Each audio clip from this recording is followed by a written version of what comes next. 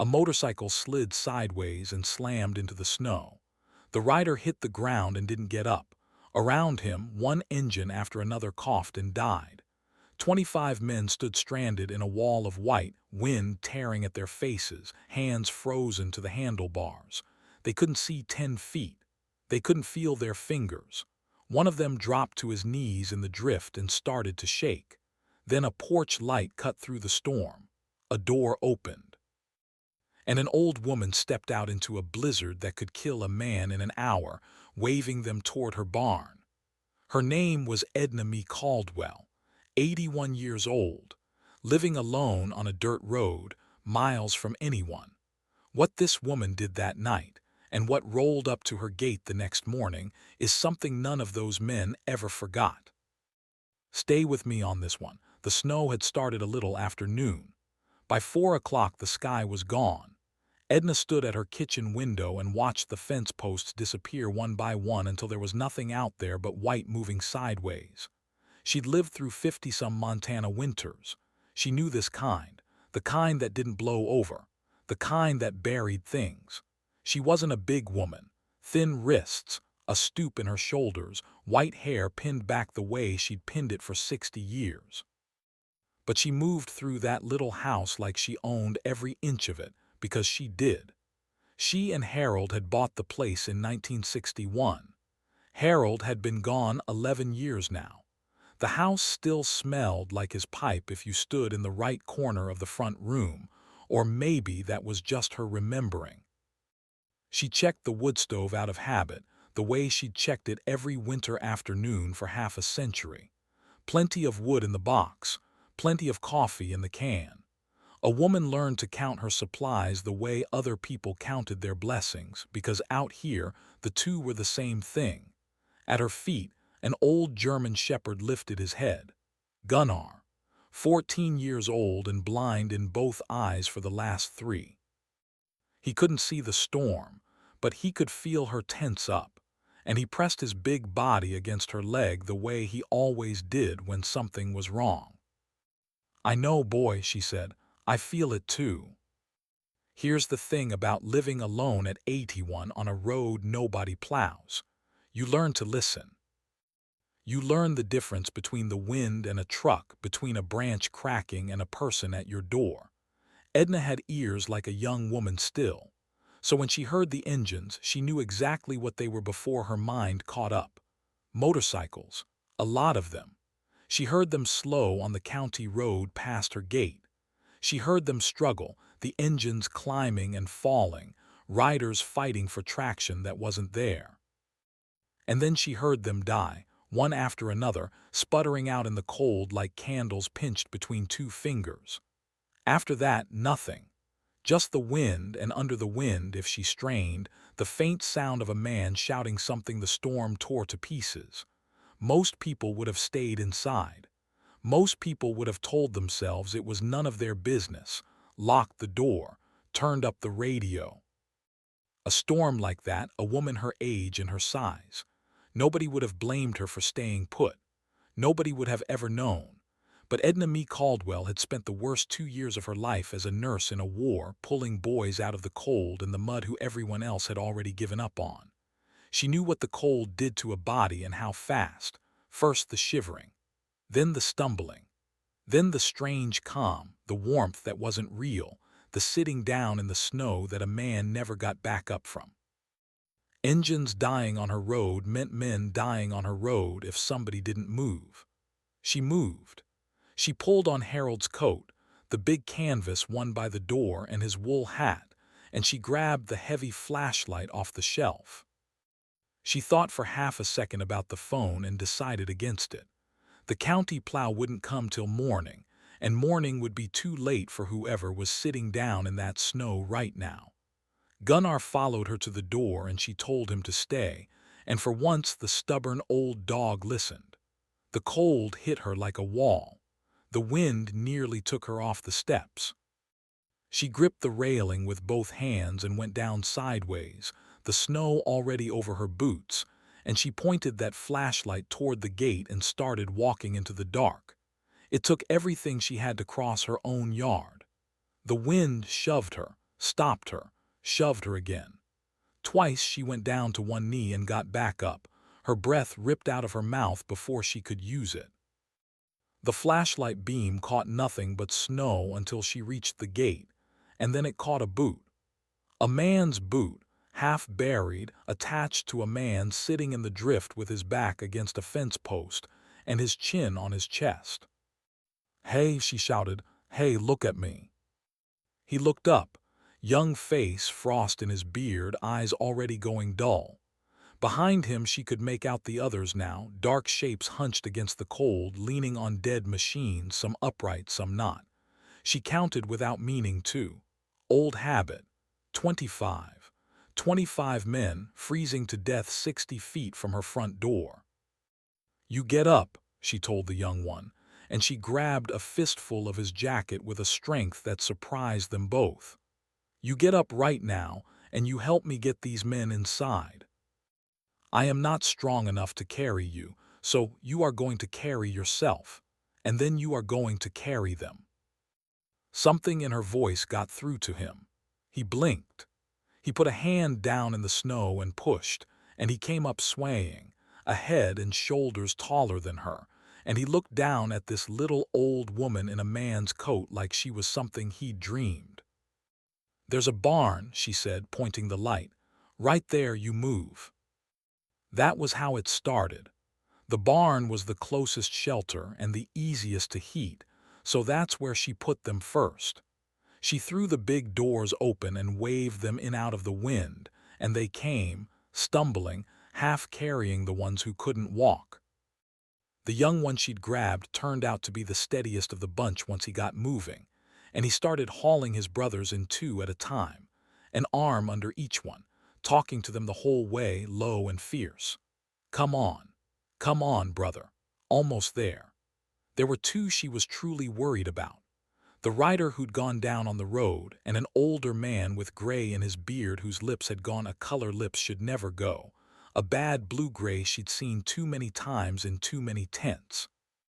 Those two she brought into the house itself, where it was warmest, and she went to work the way she'd worked on boys half their age a lifetime ago. "Get those wet gloves off," she ordered the room. "All of you, wet socks too. Anything wet comes off, it's killing you faster than the air is. You don't rub the skin, you hear me?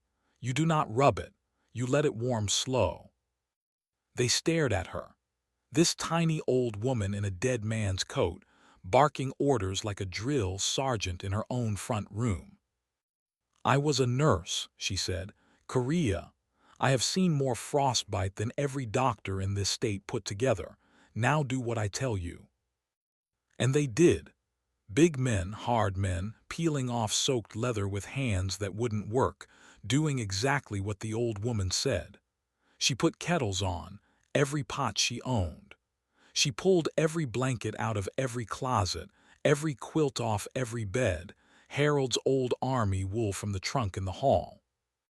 She had the worst two wrapped and propped near the wood stove, and she pressed warm cloths, never hot, to their hands and their faces and talked to them low and steady, the way she'd talked to dying men 60 years before.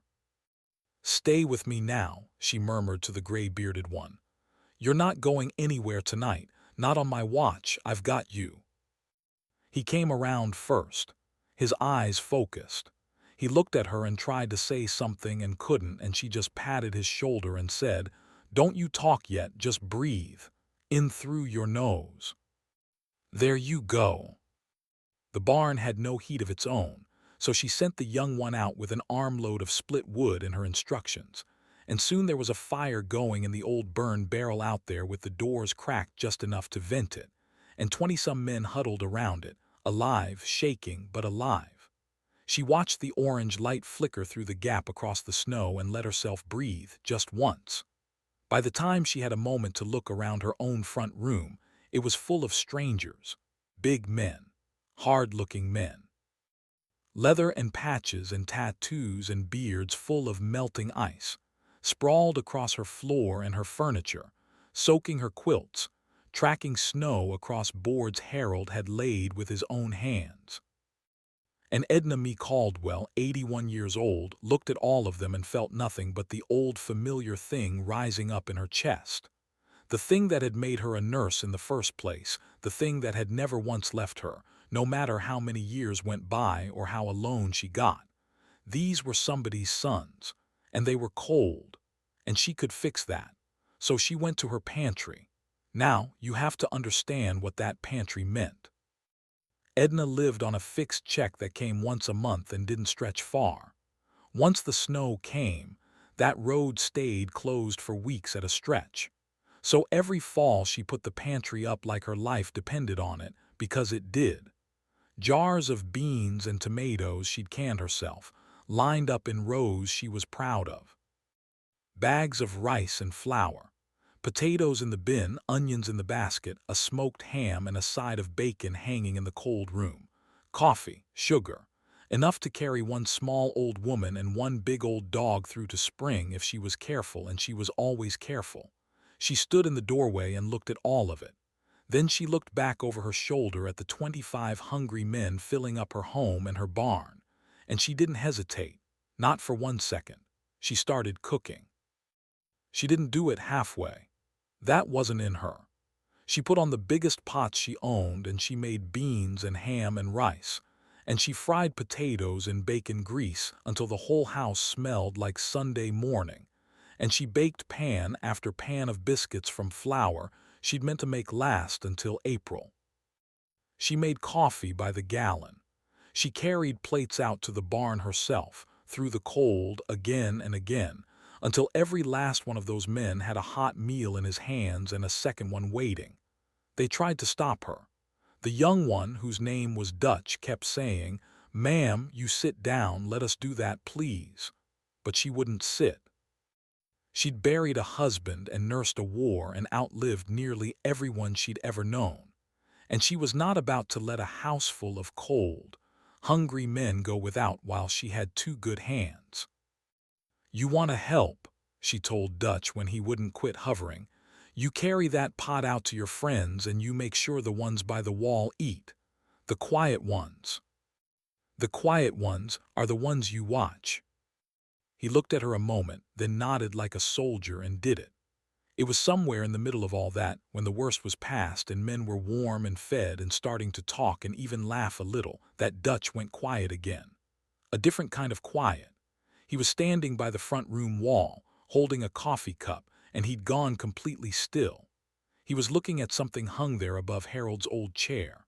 A small wooden frame, the glass a little dusty, and inside it a strip of worn cloth.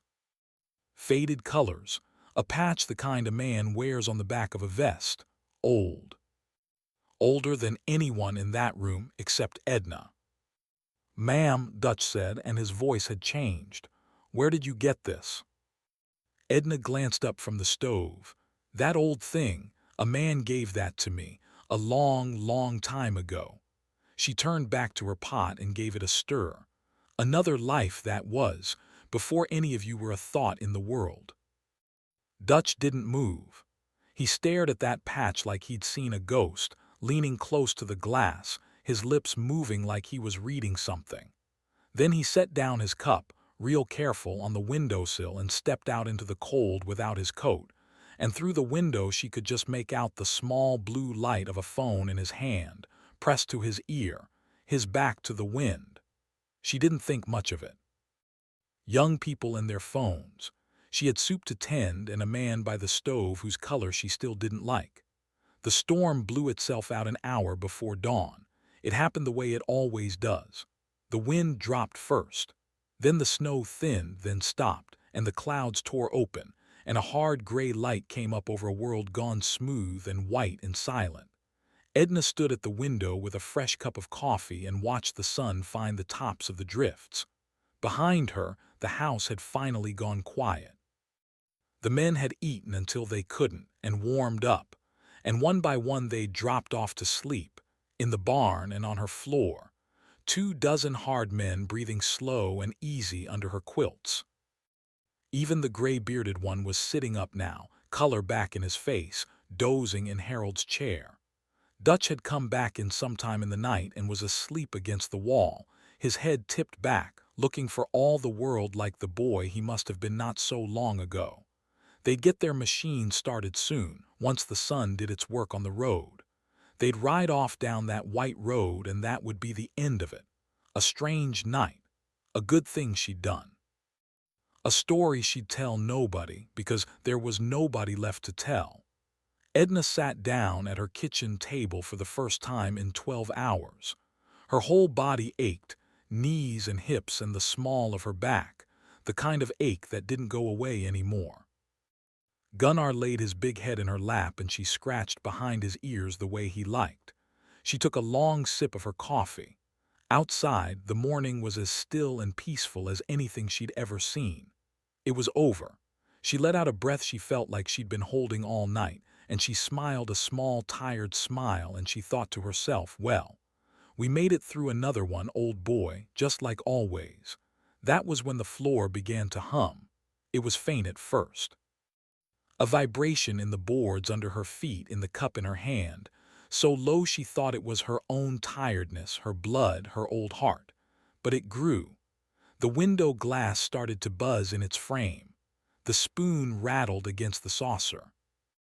Gunnar's head came up off her lap and his blind eyes went wide and his ears stood straight and a low growl started deep in his chest. It wasn't the wind. The wind was gone. It was a sound coming up out of the valley, rolling toward the house, getting louder by the second, and Edna knew that sound. She'd heard it the night before, 25 times over. But this was bigger. This was the same sound multiplied past anything she could count, a deep rolling thunder that shook the pictures on her walls and woke every sleeping man in the house at once. Engines. Hundreds of them. Maybe more. Dutch was on his feet in a heartbeat, and so were the others, and not one of them looked confused. They looked at each other. They looked at the patch on the wall. And then they looked at her, and something in their faces made her stomach drop. She got up from the table, her old knees forgotten. She went to the front window, and what she saw on the road past her gate stopped the breath in her chest. Bikes. A river of them. Coming up the white road in a column that stretched back down into the valley and around the bend and out of sight, more than she could begin to count, headlights burning in the gray morning, leather and chrome and exhaust rising up in a cloud over the snow.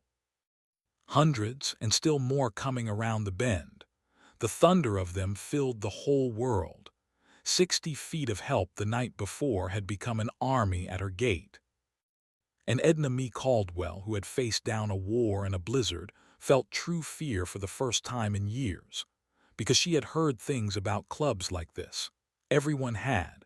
Men who took what they wanted and answered to nobody. And she thought about that patch on her wall and the young man who'd gone outside with his phone in the middle of the night, his back turned so she couldn't hear, and a cold understanding settled over her. They'd seen something in her house they wanted. And they'd brought everyone they had to come and get it. Her hands were shaking. She set her coffee down so she wouldn't spill it, but she'd be damned if she'd meet whatever was coming sitting down at her own table. She put on Harold's coat. She buttoned it to the throat with fingers that wouldn't hold still. And she walked to her front door and she opened it, and she stepped out onto the porch alone, with only her old blind dog pressed hard against her leg. The lead bikes were turning in at her gate now. The first of them rolled up her long drive and stopped at the bottom of her porch steps, and behind it they kept coming, filling her yard, lining her fence, spilling back down the road as far as she could see. The engines cut, one section at a time, rolling back down the column, until the thunder finally died into a silence so total she could hear the snow settling off the eaves. 1,000 men, maybe 1,500, sat astride their machines in the cold and looked up at one small old woman on a porch. Edna stood as straight as her old back would let her. "I don't want any trouble," she called out, and her voice cracked, but it carried clean across the silent yard. "These men needed help and I gave it. That's all. Whatever you think is in this house, it isn't. You take your boys and you go on now." For a long moment nobody moved. Nobody said a word. 1,500 faces, and not one of them anything she could read. Then the rider on the lead bike swung one leg over and stepped down into the snow. He was an enormous man, gray-bearded, easily 70 years old himself, his vest covered in patches and rockers, a man who plainly answered to no one. The men around him watched him the way soldiers watch a general. He pulled off his gloves slowly, finger by finger. He took off his helmet and held it against his chest. And he came toward her porch steps with his head bare in the cold. If you're still with me, do me one favor and hit that subscribe button, because what this man said next is the whole reason I wanted to tell you this story. He stopped at the bottom of the steps and looked up at her, and Edna saw, to her complete astonishment, that there were tears running down into that gray beard. "Ma'am," he said, and his voice was rough and low and it shook. "My name is Bear. I'm the road captain of this club." He swallowed hard. "We didn't come here to take anything from you. We came because of a promise." Edna's hand tightened in Gunnar's fur. "I don't understand." Bear turned his head and looked up at the front window of her house. At the small wooden frame on the wall, just visible through the glass, the faded colors hanging there above an empty chair. "That patch on your wall," he said, "those colors belong to a man named Royce Halloran. We called him Cap. He started the first charter of this club 60 years ago, and he led it until the day he died." Bear's jaw worked. "I rode behind that man for 30 years. He was the closest thing to a father I ever had. He was hard as a railroad spike, and he loved this club more than his own life." He took a step up onto the porch. "Cap told us a story, ma'am. Told it every year, same night, same words. About how he was 19 years old in Korea, gut shot and freezing in a field hospital, and the doctors had walked past him twice because they figured he was already gone. Triage, they called it. Save the ones you can save." Bear's voice broke clean in half.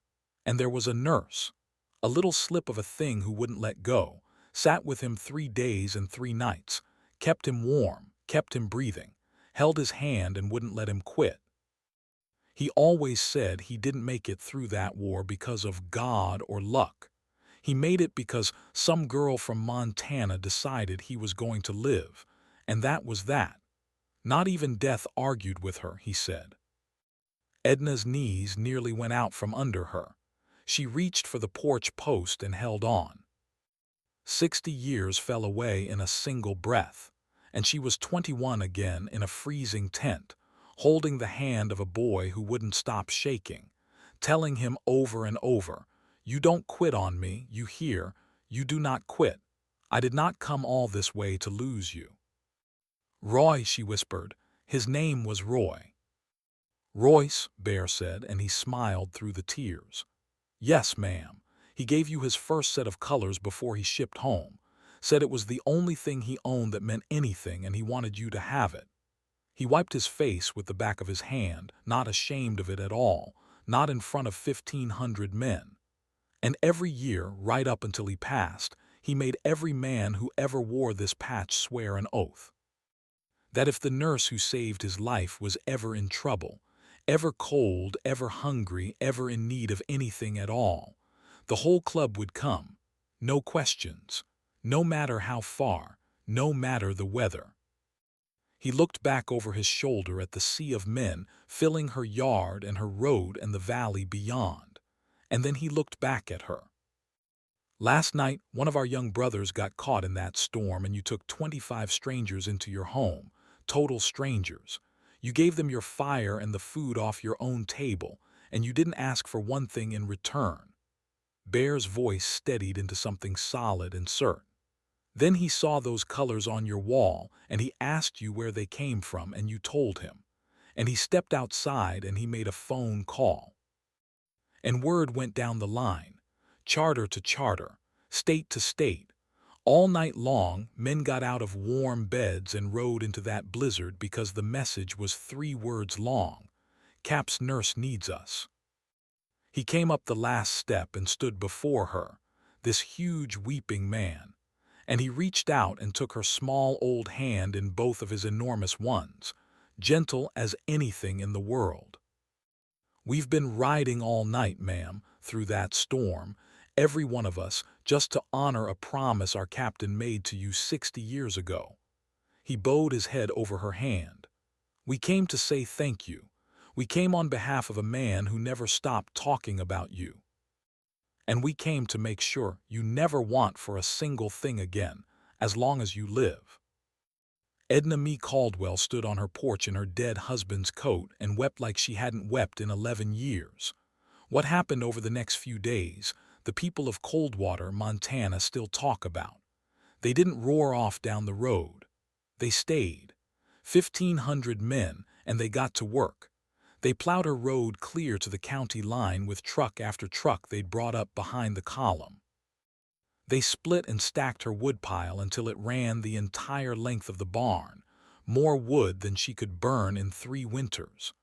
A crew stripped the bad shingles off her roof and laid down new ones, the ones Harold had always meant to get to and never did. They fixed the sag in her porch.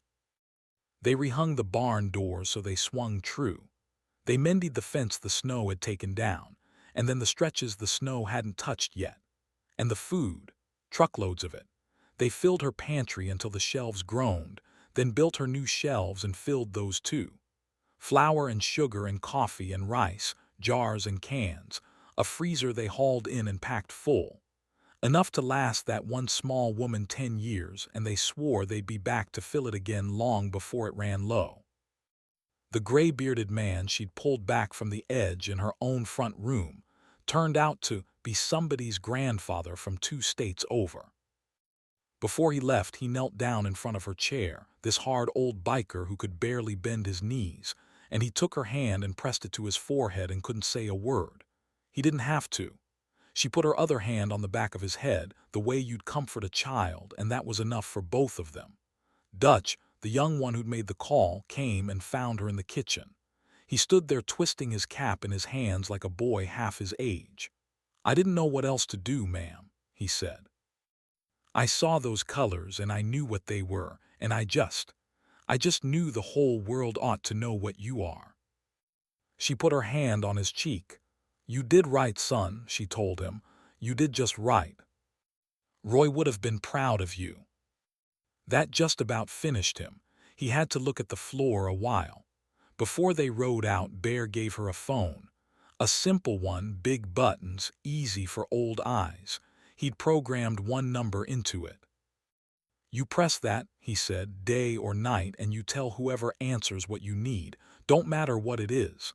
Light bulbs out, you press it. Roof leaks, you press it. You're lonesome and want to hear a voice, you press it." He looked her dead in the eye. "That's not a kindness, ma'am, that's an oath. You're family now. You have 1,500 sons, and not one of us is ever going to let you be alone again." Then they fired up those machines all at once, and the thunder rolled back up out of her valley one more time, and the long column wound back down the white road the way it had come, headlights burning in the morning sun, and she stood on her porch and watched until the very last one was gone and the morning went quiet again. Edna went back inside. The house was warm. The pantry was full. Gunnar pressed his old body against her leg and she reached down and scratched his ears. She crossed to the front room and stood a long time in front of the little wooden frame on the wall. The faded colors. The boy who wouldn't quit. She reached up and touched the glass with one finger, the way she had 1,000 times over the years. Only now it meant something new. "You old fool, Roy," she said softly, and she was smiling and she was crying. "All this time you never forgot. You stubborn, sweet old fool, you never forgot a girl in a tent." Outside, the sun climbed up over a clean white world, and for the first time in a long, long while, the little house on the dirt road outside Coldwater, Montana didn't feel empty at all. She'd opened her door to 25 freezing strangers in the middle of the night, asking nothing, expecting nothing, because 60 years ago she decided that no one was going to freeze on her watch if she could help it, and the whole world had come back to keep her warm.